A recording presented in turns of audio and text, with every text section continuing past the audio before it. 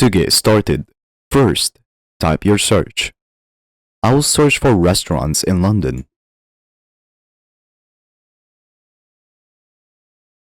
Next, press on the extension.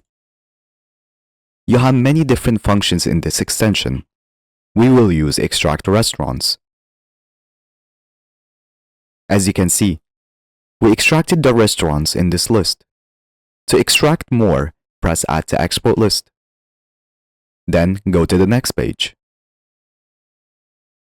Then press Add to Export List again. You can do this as many times as you like.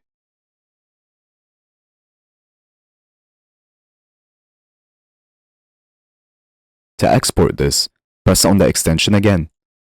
Then press Export.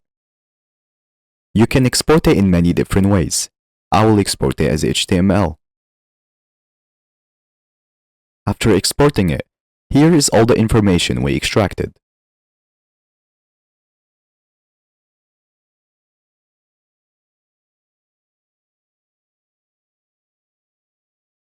Let's try one more function. Let's say I want to get the reviews of this restaurant. So let's press on it. Then scroll down to Reviews. Then let's press on the extension.